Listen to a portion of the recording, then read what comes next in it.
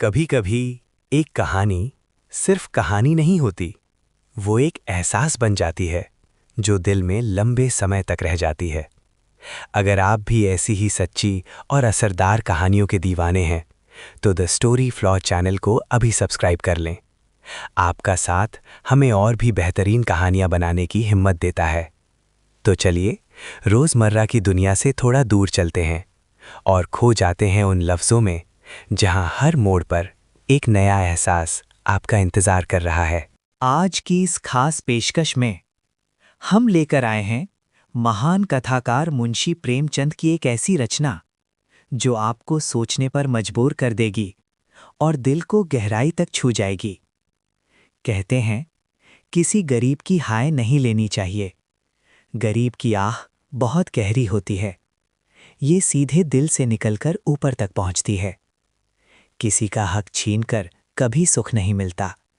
दूसरों का दर्द एक दिन अपना बन जाता है। पर क्या ऐसा सच में होता है या फिर ये सिर्फ कही सुनी बातें हैं? आइए इस कहानी के माध्यम से समझते हैं। मुंशी राम सेवक चालपुर गांव के एक बड़े ही धनी और कुलीन व्यक्ति थे। वे गांव की कचहरी में मुंशी का काम किया करते थे। एक दिन मुंशी राम सेवक भौहें चढ़ाए हुए घर से निकले और बोले, इस जीने से तो मरना भला है। मृत्यु को प्रायः इस तरह की जितने निमंत्रण दिए जाते हैं, यदि वो सबको स्वीकार करती तो आज सारा संसार उजाड़ दिखाई देता। मुंशी राम सेवक चांदपुर गांव के एक बड़े रईस थे। रईसों के सभी गुण इनमें भरपूर थे, पर मानव चरित्र की दुर्बलताएं उनके जीवन का आधार थीं। वे रोज कचहरी के आंगन में नीम के पेड़ के नीचे कागजों का बस्ता खोलकर एक टूटी हुई चौकी पर बैठे मिलते थे। किसी ने भी उन्हें कभी अदालत में बहस करते या किसी केस की तरफदारी करते नहीं देखा, परंतु सब लोग उन्हें मुख्तार साहब कहकर पुकारते थे। चाहे तूफान आए, पानी बरसे, ओले गिरें, मुख्तार साहब वहां से टस से मस ना होते। जब वो कचहरी जाते तो देहातियों के झुंड के झुंड उनके साथ हो लेते। चारों ओर से उन पर विश्वास और आदर की दृष्टि पड़ती। सब में प्रसिद्ध था कि उनकी जुबान पर सरस्वती विराजती हैं। इसे वकालत कहो या मुख्तारी, परंतु ये केवल कुल मर्यादा की प्रतिष्ठा का पालन था। आमदनी अधिक ना होती थी। चांदी के सिक्कों की तो चर्चा ही क्या, कभी कभी तांबे के सिक्के भी निर्भय उनके पास आने से हिचकते थे। मुंशी जी को कानून की अच्छी जानकारी थी, लेकिन पास में चल रहे झगड़े ने उन्हें मजबूर कर दिया था। खैर, जो भी हो, वो ये काम सिर्फ अपनी इज्जत बनाए रखने के लिए करते थे। असल में उनके गुजारे का मुख्य सहारा था आसपास की अनाथ विधवाएं, खाने पीने से संतुष्ट विधवाएं और भोले भाले लेकिन अमीर बूढ़े लोग, जिनकी श्रद्धा ही उनकी रोजी रोटी का सबसे बड़ा सहारा थी। विधवाएं अपना रुपया उनके यहाँ अमानत रखतीं। बूढ़े अपने कपूतों के डर से अपना सारा धन उन्हें सौंप देते, पर रुपया एक बार उनकी मुट्ठी में जाकर फिर निकलना भूल जाता था। वो जरूरत पड़ने पर कभी कभी कर्ज ले लेते थे। भला बिना कर्ज लिए किसी का काम चल सकता है? भोर को सांझ के करार पर रुपया लेते, पर वो सांझ कभी नहीं आती थी। कानून और अदालत से तो उन्हें कोई डर न था। इस मैदान में उसका सामना करना पानी में मगर से लड़ना था। परंतु जब कोई दुष्ट उनसे भिड़ जाता, उनकी ईमानदारी पर संदेह करता और उनके मुंह पर बुरा भला कहने पर उतारू हो जाता, तब मुंशी जी के हृदय पर बड़ी चोट लगती थी। इस प्रकार की दुर्घटनाएं प्रायः होती थीं। हर जगह ऐसे ओछे लोग रहते हैं जिन्हें दूसरों को नीचा दिखाने में ही आनंद आता है। ऐसे लोगों का सहारा पाकर कभी कभी छोटे मोटे आदमी मुंशी जी के मुंह लग जाते थे। नहीं तो एक सब्जी बेचने वाली कुंजड़िन औरत की इतनी मजाल नहीं थी कि आंगन में जाकर उन्हें बुरा भला कहे। मुंशी जी उसके पुराने ग्राहक थे। बरसों तक उससे साग भाजी ली थी। यदि दाम न दिया जाए तो उसे संतोष करना चाहिए था। दाम जल्दी या देर से मिल ही जाते थे, परंतु वो मुंहफट कुंजड़िन 2 ही बरसों में घबरा गई और कुछ आने पैसों के लिए उसने एक प्रतिष्ठित आदमी का पानी उतार लिया। झुंझलाकर मुंशी जी अपने को मृत्यु का कलेवा बनाने पर उतारू हो गए, तो इसमें उनका कुछ दोष न था। इसी गांव में मूंगा नाम की एक विधवा ब्राह्मणी रहती थी। उसका पति ब्रह्मा की काली पलटन में हवलदार था और लड़ाई में वहीं मारा गया। सरकार की ओर से उसके अच्छे कामों के बदले मूंगा को 500 रुपए मिले थे। विधवा स्त्री। जमाना नाजुक था। बेचारी ने सब रुपए मुंशी राम सेवक को सौंप दिए और महीने महीने थोड़ा थोड़ा उसमें से मांगकर अपना निर्वाह करती रही। मुंशी जी ने ये कर्तव्य कई वर्ष तक तो बड़ी ईमानदारी के साथ पूरा किया, पर जब बूढ़ी होने पर भी मूंगा नहीं मरी तो मुंशी जी तो ये चिंता हुई कि शायद वो उसमें से आधी रकम भी स्वर्ग यात्रा के लिए नहीं छोड़ना चाहती।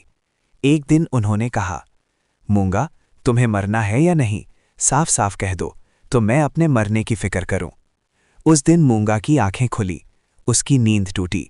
बोली, मेरा हिसाब कर दो। हिसाब का चिट्ठा तैयार था। अमानत में अब 1 कौड़ी भी बाकी न थी।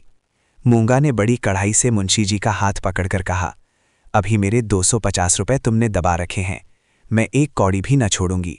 परंतु अनाथों का क्रोध पटाखे की आवाज है जिससे बच्चे डर जाते हैं और असर कुछ नहीं होता।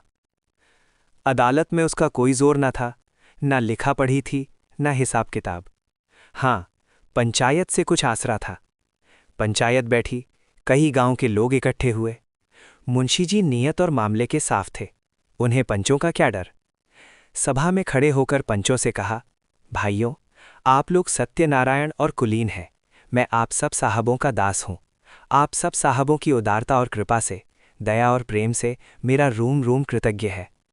और आप लोग सोचते हैं कि इस अनाथिनी और विधवा स्त्री के रुपए हड़प कर गया हूं। पंचों ने एक स्वर से कहा, नहीं नहीं, आपसे ऐसा नहीं हो सकता। रामसेवक, यदि आप सब सज्जनों का विचार हो कि मैंने रुपए दबा लिए, तो मेरे लिए डूब मरने के सिवा और कोई उपाय नहीं। मैं अमीर नहीं हूं, ना मुझे उदार होने का घमंड है, पर अपनी कलम की कृपा से, आप लोगों की कृपा से किसी का मोहताज नहीं हूं। क्या मैं ऐसा ओछा हो जाऊंगा कि एक अनाथिनी के रुपए पचा लूं? पंचों ने एक स्वर से फिर कहा, नहीं नहीं, आपसे ऐसा नहीं हो सकता। मुंह देखकर टीका काढ़ा जाता है। पंचों ने मुंशी जी को छोड़ दिया। पंचायत उठ गई। मूंगा ने आह भरकर संतोष किया और मन में कहा, अच्छा अच्छा, यहां न मिला तो न सही, वहां कहाँ जाएगा। अब कोई मूंगा का दुख सुनने वाला और सहायक न था। दरिद्रता से जो कुछ दुख भोगने पड़ते हैं वो सब उसे झेलने पड़े। वो शरीर से पुष्ट थी, चाहती तो परिश्रम कर सकती थी, पर जिस दिन पंचायत पूरी हुई उसी दिन उसने काम न करने की कसम खा ली। अब उसे रात दिन रुपयों की रट लगी रहती। उठते बैठते सोते जागते उसे केवल एक ही काम था, और वो था मुंशी राम सेवक का भला मनाना। अपने झोपड़े के दरवाजे पर बैठी हुई वो रात दिन उन्हें सच्चे मन से असीसा करती। बहुधा अपने आशीष के वाक्यों में ऐसे काव्यात्मक वाक्य और उपमाओं का प्रयोग करती कि लोग सुनकर अचंभे में आ जाते। धीरे धीरे मूंगा पगली हो चली। नंगे सिर, नंगे शरीर, हाथ में एक कुल्हाड़ी लिए हुए वह सुनसान स्थानों में जा बैठती। अब झोपड़ी के बदले वह मरघट पर नदी के किनारे खंडहरों में घूमती दिखाई देती। बिखरी हुई लटें, लाल लाल आंखें, पागलों सा चेहरा, सूखे हुए हाथ पांव। उसका यह स्वरूप देखकर लोग डर जाते थे। अब कोई उसे हंसी में भी नहीं छेड़ता। यदि वो कभी गांव में निकल आती तो स्त्रियां घरों के किवाड़ बंद कर लेतीं। पुरुष कतराकर इधर उधर से निकल जाते और बच्चे चीख मारकर भागते। यदि कोई लड़का भागता न था तो वो मुंशी राम सेवक का सुपुत्र राम गुलाम था। बाप में जो कुछ कोर कसर रह गई थी वो बेटे में पूरी हो गई थी। लड़कों का उसके मारे नाक में दम था। गांव के काने लंगड़े आदमी राम गुलाम की सूरत से चिढ़ते थे, और गालियां खाने में तो शायद ससुराल में आने वाले दामाद को भी इतना आनंद ना आता हो। वो मूंगा के पीछे तालियां बजाता, कुत्तों को साथ लिए हुए उस समय तक रहता जब तक वो बेचारी तंग आकर गांव से निकल ना जाती। रुपया पैसा होश हवास खोकर उसे पगली की पदवी मिली, और अब वो सचमुच पगली थी। अकेली बैठी अपने आप घंटों बातें किया करती, जिनमें राम सेवक के मांस, हड्डी, चमड़े, आँखें, कलेजा आदि को खाने, मसलने, नोचने, खसोटने की बड़ी उत्कट इच्छा प्रकट की जाती थी। और जब उसकी ये इच्छा सीमा तक पहुंच जाती तो वो राम सेवक के घर की ओर मुँह करके खूब चिल्लाकर डरावने शब्दों में हाँक लगाती, तेरा लहू पीऊंगी। प्रायः रात के सन्नाटे में ये गरजती हुई आवाज सुनकर स्त्रियां चौंक पड़ती थीं, परंतु इस आवाज से भी भयानक था उसका ठठाकर हंसना। मुंशी जी के लहू पीने की कल्पित खुशी में वो जोर जोर से हंसा करती थी। इस ठठाने से ऐसी आसुरिक उद्दंडता, जानवरों जैसी तीखी और बेकाबू उग्रता टपकती थी कि रात को सुनकर लोगों का खून ठंडा हो जाता था। मालूम होता था मानो सैकड़ों उल्लू एक साथ हंस रहे हों। मुंशी राम सेवक बड़े हौसले और कलेजे के आदमी थे। न उन्हें अदालत के केस का डर था, न ही किसी सजा का, परंतु मूंगा के इन डरावने शब्दों को सुनकर वो भी सहम जाते थे। हमें मनुष्य की न्याय का डर न हो, परंतु ईश्वर के न्याय का डर प्रत्येक मनुष्य के मन में कभी-कभी ऐसी ही भावना उत्पन्न कर देता है। उनसे भी अधिक उनकी स्त्री के मन में। उनकी स्त्री बड़ी ही चतुर थी। वो उनको इन सब बातों में प्रायः सलाह दिया करती थी। उन लोगों की भूल थी जो लोग कहते थे कि मुंशी जी की जीभ पर सरस्वती विराजती हैं। वो गुण तो उनकी स्त्री को प्राप्त था। बोलने में वो उतनी ही तेज थीं जितना मुंशी जी लिखने में थे, और ये दोनों स्त्री पुरुष प्रायः अपनी अवश्य दशा में सलाह करते कि अब क्या करना चाहिए। आधी रात का समय था। मुंशी जी नित्य नियम के अनुसार अपनी चिंता दूर करने के लिए शराब के 2-4 घूंट पीकर सो गए थे। यकायक मूंगा ने उनके दरवाजे पर आकर जोर से हाँक लगाई, तेरा लहू पीऊंगी, और खूब खिलखिलाकर हंसी। मुंशी जी ये भयावह ठहाका सुनकर चौंक पड़े। डर के मारे उनके पैर थरथर कांपने लगे, कलेजा धक-धक करने लगा। दिल पर बहुत जोर डालकर उन्होंने दरवाजा खोला और जाकर नागिन को जगाया। नागिन ने झुंझलाकर कहा, क्या है, क्या कहते हो? मुंशी जी ने दबी हुई कांपती हुई आवाज में कहा, वो दरवाजे पर खड़ी है। नागिन तुरंत उठ बैठी। क्या कहती है? मुंशी जी ने सांस रोके हुए धीरे से कहा, तुम्हारा सिर। नागिन चौंककर बोली, क्या दरवाजे पर आ गई है? मुंशी जी ने कांपते स्वर में जवाब दिया, हाँ। आवाज नहीं सुन रही हो क्या? नागिन मूंगा से तो नहीं डरती थी, पर उसके ध्यान से बहुत डरती थी। फिर भी उसे पूरा विश्वास था कि वो बोलने में उसे जरूर नीचा दिखा सकती है। संभल कर थोड़ी चुनौती भरी आवाज में बोली, कहो तो मैं उससे 2-2 बातें कर लूं? पर मुंशी जी ने तुरंत मना कर दिया।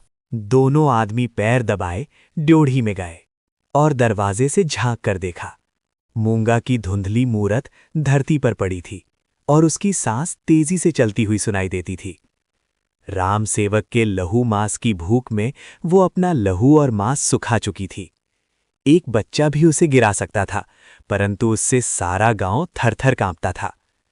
हम जीते मनुष्य से नहीं डरते, पर मुर्दे से डरते हैं। रात गुजरी, दरवाजा बंद था, पर मुंशी जी और नागिन ने बैठकर रात काटी। मूंगा भीतर नहीं घुस सकती थी, पर उसकी आवाज को कौन रोक सकता था? मूंगा से अधिक डरावनी उसकी आवाज थी। भोर को मुंशी जी बाहर निकले और मूंगा से बोले, यहां क्यों पड़ी है? मूंगा बोली, तेरा लहू पीऊंगी। नागिन ने बल खाकर कहा, तेरा मुंह झुलस दूंगी। पर नागिन के विष ने मूंगा पर कुछ असर ना किया। उसने जोर से ठहाका लगाया। नागिन खिसियानी सी हो गई। हंसी के सामने मुंह बंद हो जाता है। मुंशी जी फिर बोले, यहां से उठ जा। ना उठूंगी। कब तक पड़ी रहेगी? तेरा लहू पी कर जाऊंगी। मुंशी जी की प्रखर लेखनी का यहाँ कुछ जोर न चला और नागिन की आग भरी बातें भी यहाँ सर्द हो गईं। दोनों घर में जाकर सलाह करने लगे, ये बला कैसे टलेगी, इस आपत्ति से कैसे छुटकारा होगा। देवी आती है तो बकरे का खून पीकर चली जाती है, पर ये डाइन तो मनुष्य का खून पीने आई है। गांव में ये चर्चा फैल गई कि मूंगा मुंशी जी के दरवाजे पर धरना दिए बैठी है। मुंशी जी के आगमन में गांव वालों को बड़ा मजा आता था। देखते देखते सैकड़ों आदमियों की भीड़ लग गई। इस दरवाजे पर कभी कभी भीड़ लगी रहती थी। ये भीड़ राम गुलाम को पसंद न थी।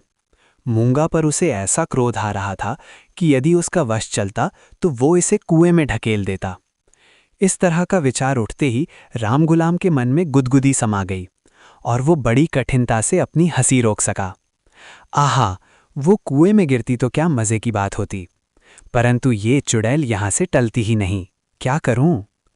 मुंशी जी के घर में एक गाय थी, जिसे खाली, दाना और भूसा तो खूब खिलाया जाता, पर वो सब उसकी हड्डियों में मिल जाता। उसका ढांचा पुष्ट होता जाता था। राम गुलाम ने उसी गाय का गोबर एक हाड़ी में घोला और सब का सब बेचारी मूंगा पर उड़ेल दिया। उसके थोड़े बहुत छींटे दर्शकों पर भी डाल दिए। बेचारी मूंगा लथपथ हो गई और लोग भाग खड़े हुए। कहने लगे, ये मुंशी राम गुलाम का दरवाज़ा है, यहाँ इसी प्रकार का शिष्टाचार किया जाता है। जल्द भाग चलो, नहीं तो अब इससे भी बढ़कर खातिर की जाएगी। इधर भीड़ कम हुई, उधर राम गुलाम घर में जाकर खूब हंसा और खूब तालियां बजाईं। मुंशी जी ने व्यर्थ की भीड़ को ऐसे सहज में और ऐसे सुंदर रूप से हटा देने के उपाय पर अपने सुशील लड़के की पीठ ठोकी। सब लोग तो चंपत हो गए, पर बेचारी मूंगा ज्यों की त्यों बैठी रह गई। दोपहर हुई, मूंगा ने कुछ नहीं खाया। सांझ हुई, 1000 कहने सुने से भी खाना नहीं खाया। गांव के चौधरी ने बड़ी खुशामद की, यहाँ तक कि मुंशी जी ने हाथ तक जोड़े, पर देवी प्रसन्न न हुई। निदान मुंशी जी उठकर भीतर चले गए। वो कहते थे कि रूठने वाले को भूख आप ही मना लिया करती है। मूंगा ने ये रात भी बिना दाना पानी के काट दी। लाला जी और ललायन ने आज फिर जाग जाग कर भोर किया। आज मूंगा की गरज और हंसी बहुत कम सुनाई पड़ती थी। घर वालों ने समझा बला टली। सबेरा होते ही जब दरवाज़ा खोलकर देखा तो वो अचेत पड़ी थी। मुंह पर मक्खियां भिन भिना रही हैं और उसके प्राण पखेरु उड़ चुके हैं। वो इस दरवाजे पर मरने ही आई थी। जिसने उसके जीवन की जमा पूंजी हर ली थी, उसी को अपनी जान भी सौंप दी। अपने शरीर की मिट्टी तक उसको भेंट कर दी। धन से मनुष्य को कितना प्रेम होता है। धन अपनी जान से भी ज्यादा प्यारा होता है, विशेषकर बुढ़ापे में। ऋण चुकाने के दिन ज्यों-ज्यों पास आते जाते हैं, त्यों-त्यों उसका ब्याज बढ़ता जाता है। ये कहना यहाँ व्यर्थ है कि गांव में इस घटना से कैसी हलचल मची और मुंशी राम सेवक कैसे अपमानित हुए। एक छोटे से गांव में ऐसी असाधारण घटना होने पर जितनी हलचल हो सकती, उससे अधिक ही हुई। मुंशी जी का अपमान जितना होना चाहिए था, उससे बाल बराबर भी कम न हुआ। उनका बचा खुचा पानी भी इस घटना से चला गया। अब गांव का चमार भी उनके हाथ का पानी पीने का, उन्हें छूने का रवादार ना था। यदि किसी घर से कोई गाय खूंटे पर मर जाती है तो वो आदमी महीनों द्वार द्वार भी भीख मांगता फिरता है। न नाई उसकी हजामत बनावे, न कहार उसका पानी भरे, न कोई उसे छुए। ये गो हत्या का प्रायश्चित था। ब्रह्म हत्या का दंड तो इससे भी कड़ा है, और इसमें अपमान भी बहुत है। मूंगा ये जानती थी और इसीलिए इस दरवाजे पर आकर मरी थी। वो जानती थी, मैं जीते जी तो कुछ नहीं कर सकती, पर मरकर उससे बहुत कुछ कर सकती हूँ। गोबर का उपला जब जलकर खाक हो जाता है, तब साधु संत उसे माथे पर चढ़ाते हैं। पत्थर का ढेला आग में जलाकर आग से अधिक तीखा और मारक होता है। मुंशी राम सेवक कानूनदान थे। कानून ने उन पर कोई दोष नहीं लगाया था। मूंगा किसी कानूनी दफा के अनुसार नहीं मरी थी। ताजीरात हिंद में उसका कोई उदाहरण नहीं मिलता था। इसलिए जो लोग उनसे प्रायश्चित करवाना चाहते थे, उनकी भारी भूल थी। कुछ हर्ज नहीं, कहार पानी ना भरे ना सही, वो पानी भर लेंगे। अपना काम आप करने में भला लाज ही क्या? बला से नाई बाल ना बनावेगा, हजामत बनाने का काम ही क्या है? दाढ़ी बहुत सुंदर वस्तु है। दाढ़ी मर्द की शोभा और सिंगार है, और जो फिर बालों से ऐसी घिन होगी तो एक एक आने में तो अस्तुरे मिलते हैं। धोबी कपड़े ना धोएगा, इसकी भी कुछ परवाह नहीं। साबुन तो गली गली कौड़ियों के मोल आता है। एक बट्टी साबुन में दर्जनों कपड़े ऐसे साफ हो जाते हैं जैसे बगुले के पर। धोबी क्या खाकर ऐसा साफ कपड़ा धोएगा? पत्थर पर पटक पटक कर कपड़ों का लत्ता निकाल लेता है। आप पहने, दूसरों को भाड़े पर पहनाए, भट्टी में चढ़ाए, रेह में भिगोए, कपड़ों की तो दुर्गति कर डालता है। जभी तो कुर्ते 2-3 साल से अधिक नहीं चलते, नहीं तो दादा हर 5वें बरस 2-3 अचकन और 2 कुर्ते बनवाया करते थे। मुंशी राम सेवक और उनकी स्त्री ने दिन भर तो यूं ही कहकर अपने मन को समझाया। सांझ होते ही उनकी तर्कनाएं शिथिल हो गईं। अब उनके मन पर भय ने चढ़ाई की।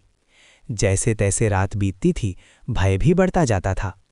बाहर का दरवाज़ा भूल से खुला रह गया था, पर किसी की हिम्मत न पड़ती थी कि जाकर बंद तो कराए। निदान नागिन ने हाथ में दिया लिया, मुंशी जी ने कुल्हाड़ा, राम गुलाम ने गड़ासा। इस ढंग से तीनों आदमी चौंकते हिचकते दरवाजे पर आए। यहाँ मुंशी जी ने बहादुरी से काम लिया। उन्होंने निडर होकर दरवाजे से बाहर निकलने की कोशिश की। कांपते हुए पर ऊंची आवाज में नागिन से बोले, तुम व्यर्थ डरती हो, वो क्या यहां बैठी है? पर उनकी प्यारी नागिन ने उन्हें जोर से अंदर खींच लिया और झुंझलाकर बोली, तुम्हारा यही लड़कपन तो अच्छा नहीं। दंगल जीतकर तीनों आदमी रसोई के कमरे में आए और खाना पकने लगा, परंतु मूंगा उनकी आंखों में घुसी हुई थी। अपनी परछाई को देखकर भी उन्हें मूंगा का भय सताता था। अंधेरे कोने में मूंगा बैठी हुई मालूम होती थी। वही हड्डियों का ढांचा, वही बिखरे हुए बाल, वही पागलपन, वही डरावनी आंखें। मूंगा का नक्शिक तक दिखाई देता था। इसी कोठरी में आटे दाल के कई मटके रखे हुए थे। वहां कुछ पुराने चिथड़े भी पड़े हुए थे। एक चूहे को भूख ने बेचैन किया। मटकों ने कभी अनाज की सूरत ना देखी थी, पर सारे गांव में मशहूर था कि इस घर के चूहे गजब के डाकू हैं। तो वो उन दानों की खोज में, जो मटकों से कभी नहीं गिरे थे, रेंगता हुआ इस चिथड़े के नीचे आ निकला। कपड़े में खड़खड़ाहट हुई। फैले हुए चिथड़े मूंगा की पतली टांगे बन गईं। नागिन देखकर झिझकी और चीख उठी। मुंशी जी बदहवास होकर दरवाजे की ओर लपके। राम गुलाम दौड़कर उनकी टांगों से लिपट गया। चूहा बाहर निकल आया। उसे देखकर इन लोगों के होश ठिकाने हुए। अब मुंशी जी साहस करके मटके की ओर चले। नागिन ने कहा, रहने भी दो, देख ली तुम्हारी मर्दानगी। मुंशी जी अपनी प्रिया नागिन के इस अनादर पर बहुत बिगड़े। क्या तुम समझती हो मैं डर गया? भला डर की क्या बात थी? मूंगा मर गई, क्या वो बैठी है? मैं कल नहीं दरवाजे के बाहर निकल गया था, तुम रोकती रहीं, मैं ना माना। मुंशी जी की इस दलील ने नागिन को निरुत्तर कर दिया। कल दरवाजे के बाहर निकल जाना या निकलने की कोशिश करना साधारण काम नहीं था। जिसके साहस का ऐसा प्रमाण मिल चुका हो, उसे डरपोक कौन कह सकता है? ये नागिन की हठधर्मी थी। खाना खाकर तीनों आदमी सोने के कमरे में आए, परंतु मूंगा ने यहाँ भी पीछा नहीं छोड़ा। वे बातें करते थे, दिल को बहलाने की कोशिश करते थे। नागिन ने लाजा हरदौल और रानी सारंधा की कहानियां सुनाई। मुंशी जी ने फौजदारी के कई मुकदमों का रोचक हाल सुनाया। परंतु फिर भी इन सारी बातों और उपायों से भी मूंगा की मूर्ति उनकी आंखों के सामने से नहीं हट रही थी। जरा सी खटखटाहट होती तो तीनों चौंक पड़ते। उधर पत्तियों में सनसनाहट हुई, इधर तीनों के रोंगटे खड़े हो गए। रह रहकर एक धीमी भयानक आवाज धरती के भीतर से उनके कानों में आती थी, तेरा लहू पीऊंगी। आधी रात को नागिन नींद से चौंक पड़ी। वो इन दिनों गर्भवती थी। लाल लाल आंखों वाली, तेज और नुकीले दांतों वाली मूंगा उसी की छाती पर बैठी हुई जान पड़ती थी। नागिन चीख उठी, बावली की तरह आंगन में भाग आई और यकायक धरती पर चित्त गिर पड़ी। सारा शरीर पसीने पसीने हो गया। मुंशी जी भी उसकी चीख सुनकर चौंके, पर डर के मारे आंखें ना खुलीं। अंधों की तरह दरवाज़ा टटोलते रहे। बहुत देर के बाद उन्हें दरवाज़ा मिला। आंगन में आए तो नागिन जमीन पर पड़ी हाथ पांव पटक रही थी। उसे उठाकर भीतर लाए, पर रात भर उसने आंखें ना खोली। भोर होते ही अकबक बकने लगी। थोड़ी देर में ज्वर चढ़ाया। बदन लाल तवे सा हो गया। सांझ ढलते ढलते सन्निपात हवाया। और आधी रात के समय, जब संसार में सन्नाटा छाया हुआ था, नागिन इस संसार से चल बसी। मूंगा के डर ने उसकी जान ले ली। जब तक मूंगा जीती रही, वो नागिन की फुफकार से सदा डरती रही। पगली होने पर भी उसने कभी नागिन का सामना नहीं किया, पर अपनी जान देकर आज उसने नागिन की जान ले ली। भय में बड़ी शक्ति है। मनुष्य हवा में एक गिरह भी नहीं लगा सकता, पर इसने हवा में एक पूरा संसार रच डाला। रात बीत गई, दिन चढ़ता आता था, पर गांव का कोई भी आदमी नागिन की लाश उठाने को आता न दिखाई दिया। मुंशी जी घर घर घूमे, पर कोई न निकला। भला हत्यारे के दरवाजे पर कौन जाए? हत्यारे की लाश कौन उठाए? इस समय मुंशी जी का रोब दाब, उनकी प्रबल लेखनी का भय और उनकी कानूनी प्रतिभा एक भी काम न आई। चारों ओर से हारकर मुंशी जी फिर अपने घर आए। यहाँ उन्हें अंधकार ही अंधकार दिखता था। दरवाजे तक तो आए, पर भीतर पैर नहीं रखा जाता था। न बाहर ही खड़े रह सकते थे। बाहर मूंगा थी, भीतर नागिन। जी को कड़ा करके हनुमान चालीसा का पाठ करते हुए वे घर में घुसे। उस समय उनके मन पर जो बीत रही थी वही जानते थे। उसका अनुमान करना किसी के लिए भी कठिन है। घर में लाश पड़ी हुई थी, ना कोई आगे ना कोई पीछे। दूसरा ब्याह तो हो सकता था, अभी इसी फागुन में तो उनका 50वां लगा है। पर ऐसी सुयोग्य और मीठी बोली वाली स्त्री कहाँ मिलेगी? अफसोस, अब तगादा करने वालों से बहस कौन करेगा? कौन उन्हें निरुत्तर करेगा? लेन देन का हिसाब किताब कौन इतनी खूबी से करेगा? किसकी कड़ी आवाज तीर की तरह तगादेदारों की छाती में चुभेगी? ये नुकसान अब पूरा नहीं हो सकता। दूसरे दिन मुंशी जी लाश को एक ठेला गाड़ी पर लादकर गंगा जी की तरफ चले। शव के साथ जाने वालों की संख्या कुछ भी न थी। एक स्वयं मुंशी जी, दूसरे उनके पुत्र रत्न राम गुलाम जी। इस बेइज्जती से मूंगा की लाश भी नहीं उठी थी। मूंगा ने नागिन की जान लेकर भी मुंशी जी का पिंड न छोड़ा। उनके मन में हर घड़ी मूंगा की मूर्ति विराजमान रहती थी। कहीं रहते उनका ध्यान इसी ओर रहा करता था। यदि दिल बहलाव का कोई उपाय होता तो शायद वे इतने बेचैन ना होते, पर गांव का एक पुतला भी उनके दरवाजे की ओर ना झांकता था। बेचारे अपने हाथों पानी भरते, आप ही बर्तन धोते। सोच और क्रोध, चिंता और भय, इतने शत्रुओं के सामने एक दिमाग कब तक ठहर सकता था? विशेषकर वो दिमाग जो रोज रोज कानून की बहसों में खर्च हो जाता था। अकेले कैदी की तरह उनके 10-12 दिन तो ज्यों-त्यों कर कटे। 14वें दिन मुंशी जी ने कपड़े बदले और बोरिया बस्ता लिए हुए कचहरी चले। आज उनका चेहरा कुछ खिला हुआ था। जाते ही मेरे मुवक्किल मुझे घेर लेंगे, मेरी मातम पुरसी करेंगे। मैं आंसुओं की 2-4 बूंदें गिरा दूंगा। फिर बैनामों, रहनामों और सुलहनामों की भरमार हो जाएगी। मुट्ठी गरम होगी। शाम को जरा नशे पानी का रंग जम जाएगा, जिसके छूट जाने से जी और भी उचाट हो रहा था। इन्हीं विचारों में मग्न मुंशी जी कचहरी पहुंचे, पर वहां रहनामों की भरमार और बैनामों की बाढ़ और मुवक्किलों की चहल पहल के बदले निराशा की रेतीली भूमि नजर आई। बस्ता खोले घंटों बैठे रहे, पर कोई नजदीक भी ना आया। किसी ने इतना भी न पूछा कि आप कैसे हैं। नए मुवक्किल तो खैर, बड़े बड़े पुराने मुवक्किल जिनका मुंशी जी से कई पीढ़ियों से सरोकार था, आज उनसे मुंह छिपाने लगे। वो नालायक और अनाड़ी रमजान, जिसकी मुंशी जी हंसी उड़ाते थे और जिसे शुद्ध लिखना भी ना आता था, आज गोपियों में कन्हैया बना हुआ था। वाह रे भाग्य! मुवक्किल यों मुंह फेरे चले जाते हैं मानो कभी की जान पहचान ही नहीं।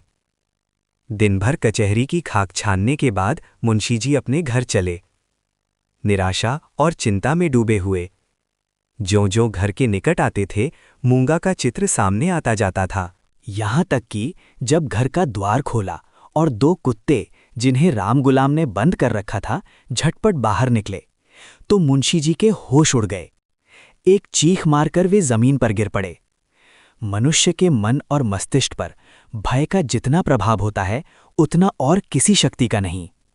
प्रेम, चिंता, निराशा, हानि, ये सब मन को अवश्य दुखित करते हैं। ये हवा के हल्के झोंके हैं, और भय प्रचंड आंधी है। मुंशी जी पर इसके बाद क्या बीती मालूम नहीं। कई दिन तक लोगों ने उन्हें कचहरी जाते और वहां से मुरझाए हुए लौटते देखा। कचहरी जाना उनका कर्तव्य था, और यद्यपि वहां मुवक्किलों का अकाल था, तो भी तगादे वालों से गला छुड़ाने और उनको भरोसा दिलाने के लिए अब यही एक सहारा रह गया था। धीरे धीरे मुंशी राम सेवक का जीवन अंधकार में डूबने लगा। जिस इज्जत और चालाकी पर उसे घमंड था, वही अब उसके लिए बोझ बन गई।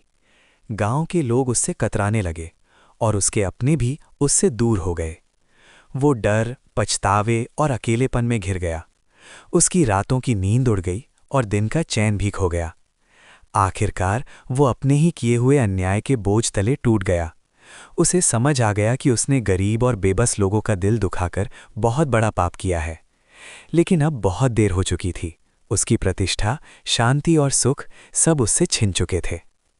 तो दोस्तों, अगर ये कहानी आपको पसंद आई हो तो कृपया वीडियो को लाइक करें और चैनल को सब्सक्राइब करना ना भूलें। धन्यवाद।